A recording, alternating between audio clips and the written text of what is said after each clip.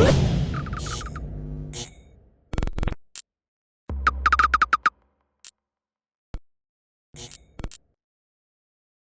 is Andi Purewal for Boxing Social in association with Betfred, and I'm joined by Ashley Theophane over Zoom. Ashley, how you doing? It's been a while.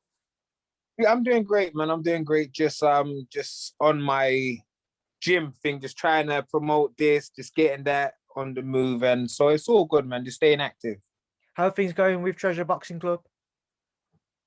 Yeah, it's going great so far. We haven't opened yet, but we should be open in like July. So we're just getting the stuff together.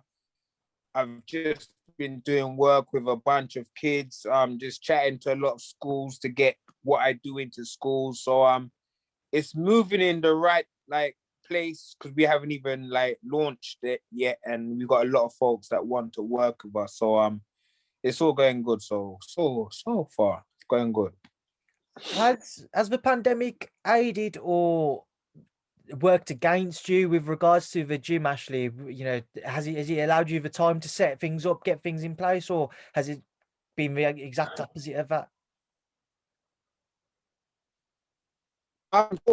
For me, it's been great because when we went into lockdown, I was at that point. I was trying to find a spot, and then it got paused. So then that was like, all right, cool. So within that pause, I got my workout. I had the Eckington fight, which was more funds for my gym. So everything has really been great for me. And now we've got a spot, and now we're gonna like open in like July. So for me, what's gone down in the last year, the only bad thing in the last year that I lost my gran and I wasn't able to see her. But other than that, on like the work side, it's been great for what I'm doing with the kids and stuff. Ash, obviously just moving forwards and onto your own kind of boxing life. Since we last spoke is obviously on the back of the Sam Eckington fight. So just a brief update as to what is next for you. Yeah, it's all about my gym. I want my own gym because I've been part of All Stars Gym since the 80s. So I would love my gym to do what All Stars did for me and for thousands of others. And gyms, I think, are great. Like, we do so much good work. So I just kind of want to be like a good place for the community and stuff, and just help out the kids and stuff, man. So that's kind of what I'm on now because I got time, and that's just what I'm trying to do, to open up my own gym and for it to work and do great work within the community. Of course, actually, us catching up, there's a few different topics we can go over. One starting point can be your old promoter, your old friend, Floyd Mayweather. He obviously recently fought against Logan Paul. I just want to get your thoughts on it. So for me, I know there's a lot of pros that don't like these YouTubers and what they are like doing, but I actually think it's good because they get fans, little kids who don't really care about our sport, and they get them to watch it. And it's actually some of them that try and say, oh, I want to do it because the Pauls are doing it, which is weird, but it's great for our sport because we get a new bunch that didn't care about our sport that now want to do our sport. So I haven't really got an issue of them wanting to do our sport. I just don't think it should be pro bouts. You know what I mean? Right, Ash, just to pick that back up there, just a slight technical issue. As you were talking about the Logan Paul Floyd Mayweather fight, just on the fight itself, what did you make of Logan and Floyd in the ring? Well, Logan Paul is not very good. You know, I think Jake Paul is like the better of the two, and I think he's in the gym like all of the time, and he's actually doing well. So it was an exhibition bout. It was an exhibition bout. I didn't really have no issue with it. I did buy it, but I bought it as well. Badu Jack, my very good friend, wanted to see him fight. He was supposed to be like a rematch with Jean Pascal. So that's a shame that fight, you know, it fell through. And but I thought Floyd's retired. I know a lot of folks are like, he's ruining his legacy. He's not. Muhammad Ali, he did it. Like Robinson, he did as well. Like, so many pros in the past have done it as well. I think if you don't like Floyd or like whatever, but you just like to use this to tarnish him, but he can't ruin what he's achieved in the ring as a pro. So it doesn't matter what he does now. And as well, there is a lot of us pros that end up in this sport broke. We ain't getting no cash, whatever. So if Floyd needs to do this to make some cash, to make sure he can live well for his kids and whatever it is, I ain't got no issue with it, because this sport's a hard sport. And when we retire, look, I am retired now. I could go broke and no one would care, because everyone would say, you should have your cash, I'm better. So I ain't got no issue with what a former pro does when he retires, because he's not harming his career. Ash, with regards to kind of this YouTube crossover, how far do you think it will go? You know, do you think it will reach points? So, for example, Jake Paul will fight an actual professional. Tommy Fury's been mentioned for him, for example. Do you think anything like that will come about? I think they actually will. They might actually fight, and I wouldn't be so. You know, Jake. If you look at Fury, has not boxed no one of any note like right now. So if they were to fight, I think it's a 50-50 fight. You know, so I haven't, I haven't got no issue, but he's actually trying to actually be a professional. So with Jake, I kind of respect, because he works hard. I know Jay Leon Love, who trains him. I know BJ Flores, who trains him too. And I think, you know what I'm saying, these guys are making him train hard. So he's not like he's doing it and he's making a joke of the sport. I think he's trying to be the best he can be. So I haven't really got no wish with him. And just say, if he went in there with Fury and he won, what would folks say then? You know what I mean? So you never know. You never know, man. But right now, I don't really mind, because I think they're bringing more eyes to our sport. And that's what we want. Because there's a lot of time these UFC fans, I don't even watch UFC, but a lot of these UFC fans say that their sport is better than our sport, and it's not. But like, you know what I mean? So I think we need all the fans that we can get. I got into the sport like when I was a little kid. I was 5 years old, because it was on IATV and on the BBC. It's no longer on the it's no longer on that. So I think we need all the eyes and the views that we can get, and I think that it helps our sport grow. Ashley, would you ever entertain an offer to face a YouTuber? No, because I wouldn't want to lose. I don't care, exhibition or not. I wouldn't want to go in there and then look bad. So yeah, for me, I don't want to get in the ring with them. I don't mind to get in the ring with a pro and lose to a pro, but I wouldn't want to lose to one of them guys there. Like, no, I wouldn't be able to live with myself.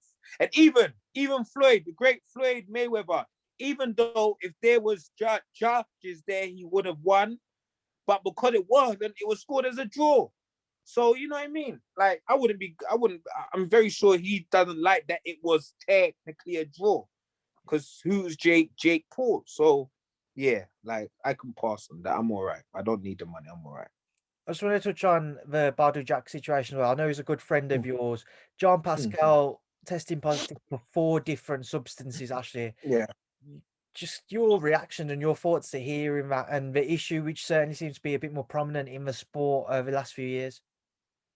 Well, for one, a lot of the top guys, they take drugs. And even I think there's a lot of the guys in Britain that take drugs, because in Britain, they hardly test the guys. They don't really test guys over here. So I think the sport over here... Actually, you've disappeared. I'm disappeared. You're back again. All right. I don't know what is going on. But anyway, I think the sport over here, commission over here, they need to get their act together, because the majority of our guys have never been tested over here. So I think the sport over here, commission over here, they need to get their act together to test more guys. But with Jean Pascal, I've been a fan of Jean Pascal, or I've liked him since the Commonwealth Games. I saw him in the Commonwealth Games this as many years ago, and I knew he would go on to great things. And he fought Carl Froch, which was a great fight. So he's had a great career, and it is a shame that he's done this. You know what I mean? Like, there's 4 different things like that you failed. The first fight with my friend was a great fight. So if he never fights again, it's just a shame that he's been tarred with this brush now, because you've had a great career, and at the very end, you failed the drugs test. So for anyone who fails tests, I think it should be a wrap. Like, you know what I mean? I think it should be a wrap. You know what I mean? So I like what he's achieved. I've always been a fan of the man, but if it is true, I know they got to do the B test and all of that stuff there. But if it's true that he did actually fail, then it's a shame and it's a stain on what he's achieved today. Moving forwards again, just a few people who box in and around your weights, people who you've previously mentioned could have been in the frame for you to face. Yeah. But first, I want to get your thoughts on Josh Taylor's victory against Jose Ramirez to become undisputed champion at super lightweight. What did you make of Josh's performance and win? Yeah, Josh is the man at the weight. He's ran out of guys to fight. He's fought everyone at that weight division. What next can he do? What, wait for the lightweights to come up or move up to welterweight to fight the big boys? I would like to see him move up and fight like Crawford. I think that would be a great fight. But he's ran out of guys in his weight division now. So right now, it's up to him and his team. Like, what does he do next? Wait for these guys to come up or move up for the big names. But what he's achieved is is great. You know what I mean? In such a short space of time as well. So, you know what I mean? So now I just think he just needs to fight some big names. That's all he needs on his thing, because he's beaten everyone in his weight division. Now it's just time to either go up or wait for these guys to come up. But yeah, he's got years left in his career, so we're gonna see him in some very, very good fights. You've got Javonta Davis versus Mario Barros this weekend. Ash, what do you make of it? And what do you make of Javonta's, he's moving through the weights and moving very quickly through 130 to up to 140. What do you make of his career and his direction? The thing with Javonta, like I know he's in great shape for the fight. I think he'll win by KO.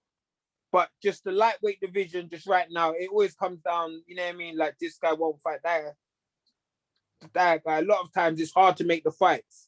So within that time, if it's hard to make fights, you got to make it. You can't wait around. If I want to fight this guy, but he don't want to fight me, I have to fight someone in the meantime. So, you know what I mean? So they're going to go up and just box this guy, which I think he'll win by KO. So I think it's a good fight. But I think Javonta will come back down.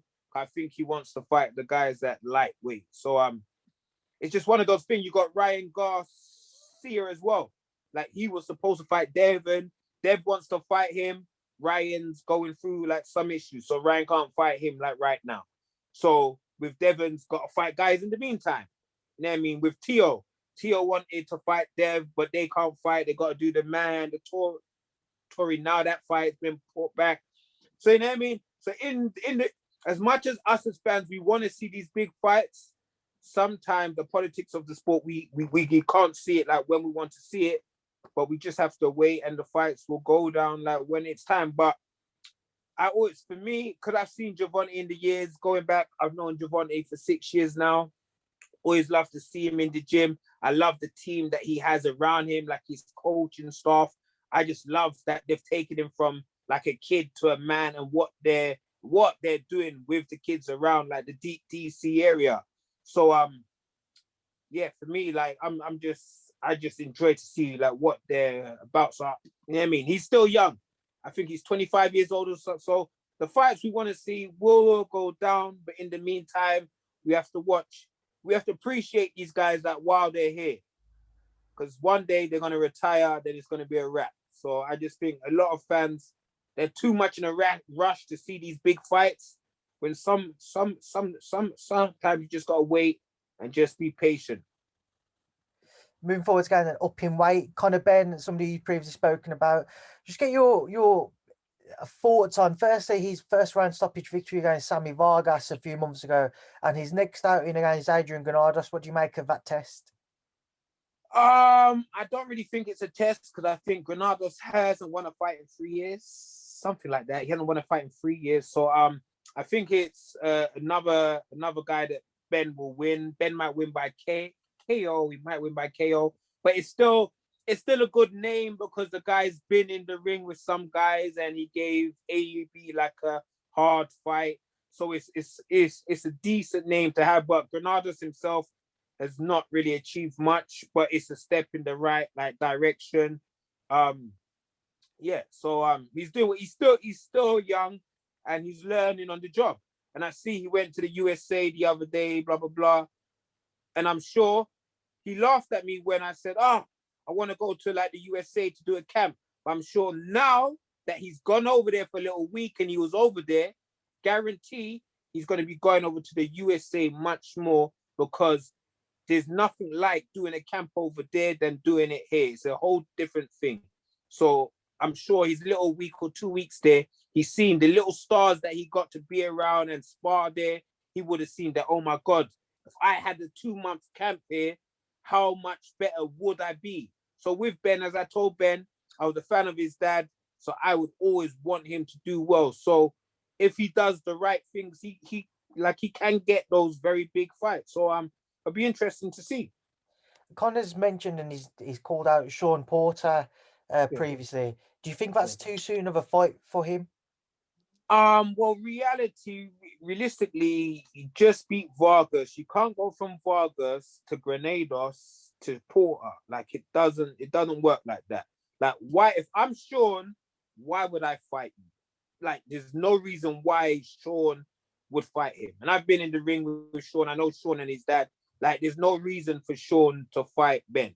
So at the end of the day, I was young once and I called out names, but Ben's got to fight some. You can't fight Granados and the Vargas guys, then call out Khan, then call out Porter. You have to earn your shot at them. So at the end of the day, you just got to keep doing what he's doing.